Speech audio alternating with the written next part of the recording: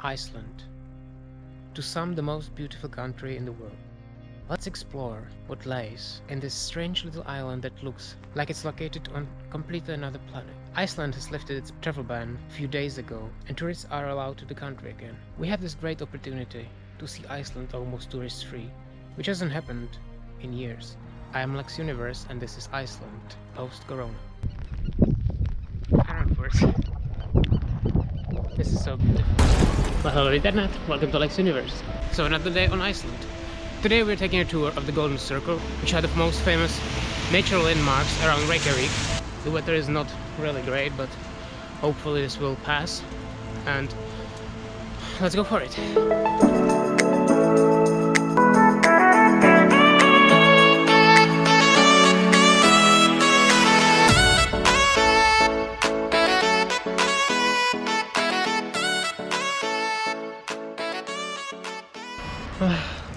Well, what a lovely weather we have. Well, this is what I call proper Iceland.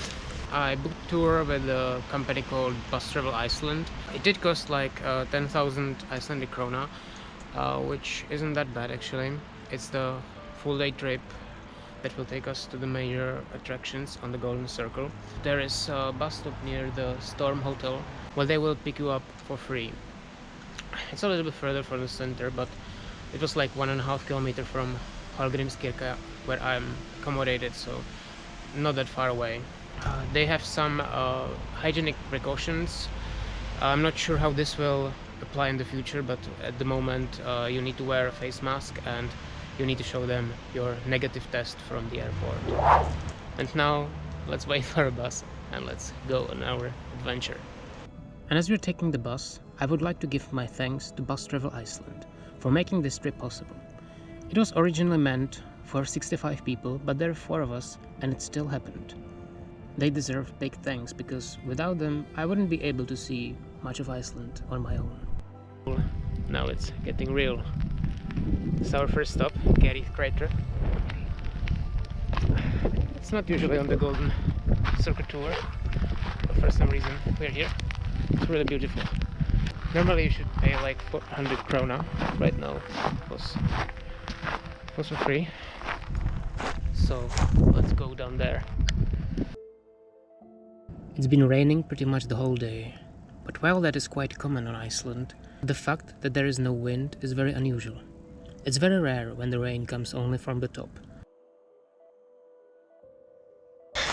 This is why people come to Iceland. This is so beautiful. As you can see, the weather is really Icelandic.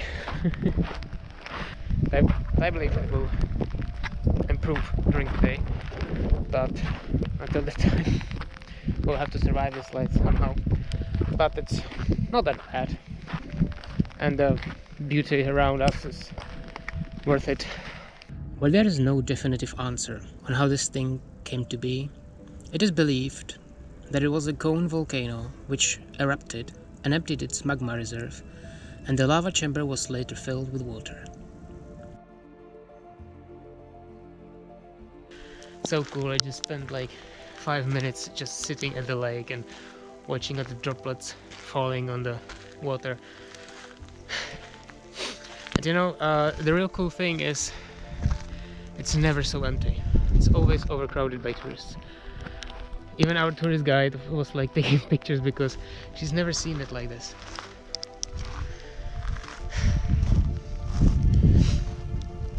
It's a dark time for tourist industry, that's for sure, but if you want to see something in its most natural form, now would be the best time to visit it. The opportunity may not repeat itself.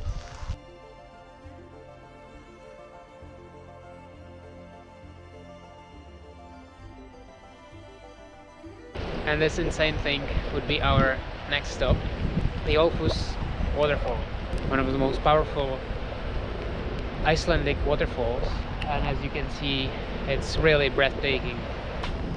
And yeah, this place is a little bit more crowded. There are 2 people here. I mean, Jesus. It's a dream. I cannot believe I'm seeing Iceland that's completely empty of people. This is amazing. Fuck. Just look.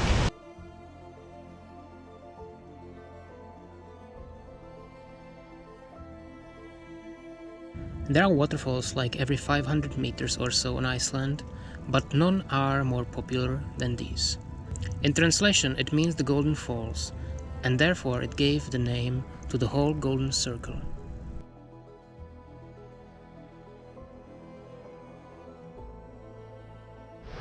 I don't even know anymore what's the rain and what's the waterfall. It's unreal, really.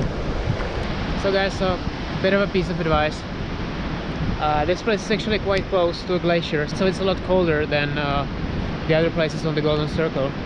And also keep in mind, even if I'm here during summer, it will probably rain. Like, the chances are 2 in 3, and even if it doesn't, the waterfall itself produces a lot of water, so it will be wet anyway. So right now I actually bought gloves and I let them on hot though. So good choice, Lex. Anyway, I'm freezing. I go somewhere warm for a bit. And now this is proper Iceland. Grass, lava rock fields, cold, wind, rain. All in one. But as you can see, I'm fucking alone here. So I hope you enjoyed the waterfalls. They were really beautiful. Although a bit cold, a little bit wet. But you know, going to the waterfall and then complaining that it was wet, that's really stupid. But by the way, one cool thing, most of these natural wonders here are actually for free, so you don't have to pay for anything there, which is kind of cool, because otherwise you will spend a lot here, I guess.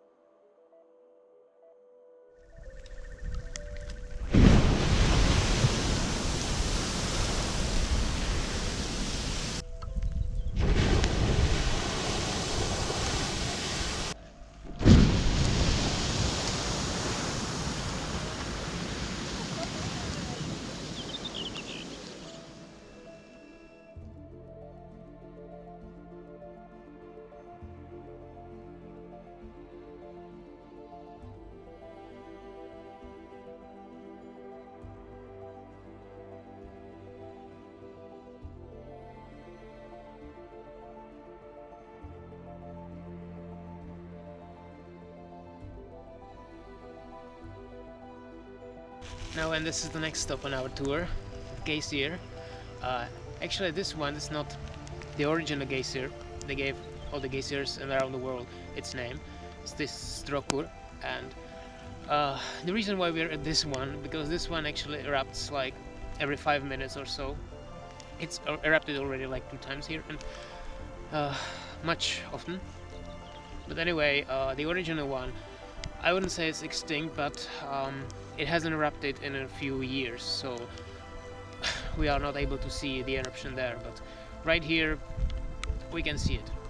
Bit of advice, as you can see, it's boiling, so you cannot get any closer to it, but as you can see it right now, it's just enough, and it looks really beautiful.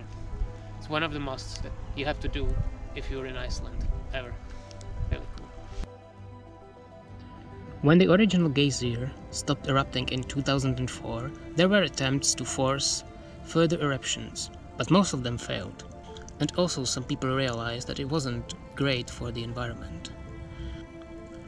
Luckily a new one, the Strokur, appeared, and Iceland didn't lose its most iconic feature.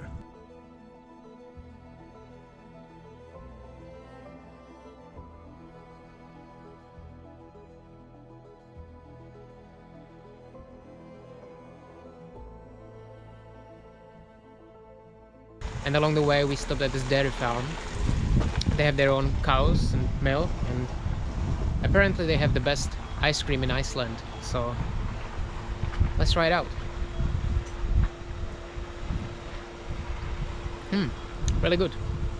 Just wish it was warmer outside.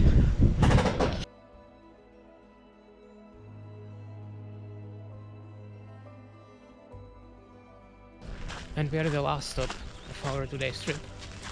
Þingvellir National Park. And sorry. So this is a place that is interesting for two reasons. One is geological, one's historical. This is the place where the first Parliament of Iceland met about 1,000 years ago. And from the geological point this is the place where the rift between the Eurasian and North American tectonic plate is. And we will see it firsthand. Stay tuned, it will be great. The rift between the Eurasian and North American tectonic plate is actually the only place on Iceland where there are trees in nature, and I always wondered what was so odd about this landscape.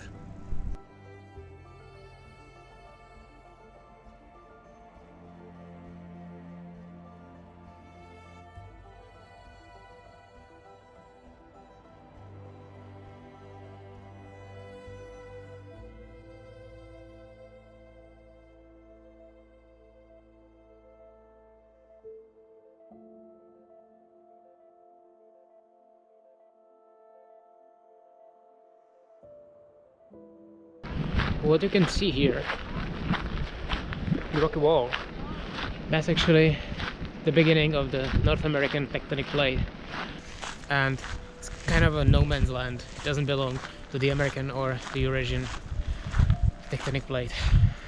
Very cool. And as you can see, there's a lot of waterfalls here. I've seen more waterfalls today than in my entire life. Guys, I'm so happy to be here. So amazing.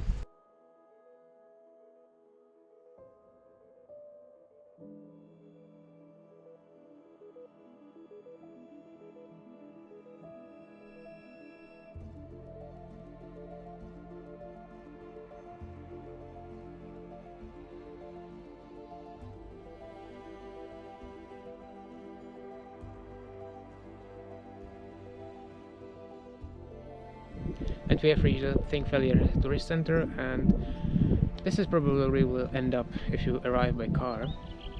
And as you can see, the views are beautiful.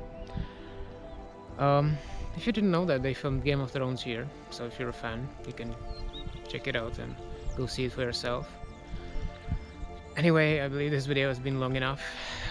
We have seen a lot today, so I will end it here. If you enjoyed this video, please give me a like, subscribe to my channel, check out my other social media, and see you in the next video.